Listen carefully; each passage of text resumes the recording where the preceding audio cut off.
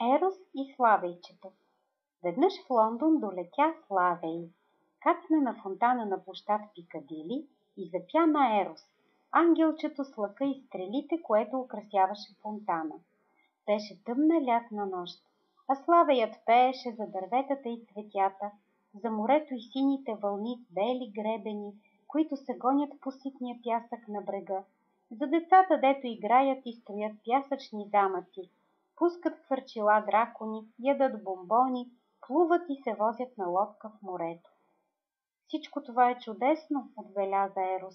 А тук има само автобуси, таксита, автомобили и хора, които бързат за работа или на пазар.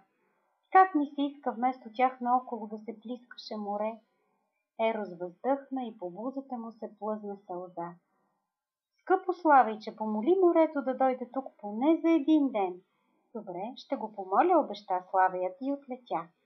На другата вечер, когато изгряваха звездите, Славеят стигна брега на морето. Кацна на пясъка и запя за момченцето, което скучае сам самичко на върха на фонтана в далечния Лондон. Вятърът отнесе песента му навътре в морето и вълните също я чуха. Славеят пя цяла нощ и си отиде чак след изгрева на слънцето. Един ден, когато лондончани излязоха на улицата, за да отидат на работа, не можаха да познаят града си.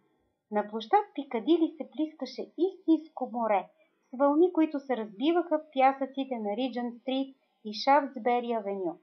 Грееше слънце, а вместо автобуси, таксита и автомобили, по улиците плаваха лодки.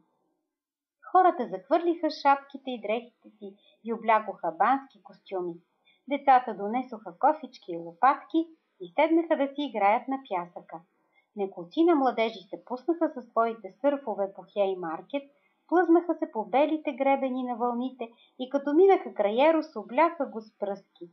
А той се заливаше със сняг. Вечерта се събраха буреносни облаци.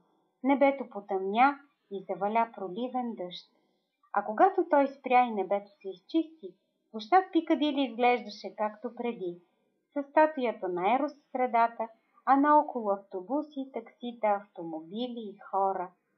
Щом мръкна и всички се прибраха по домовете си, Славеят отново долетя и кацна на фонтана. Благодаря ти, Славейче, рече Ерос. Беше чудесно. Скоро дъждът пак заваля. Славеят се скри на сухо в краката на Ерос, пъхна глава под крилцето си и заспа сладък сън.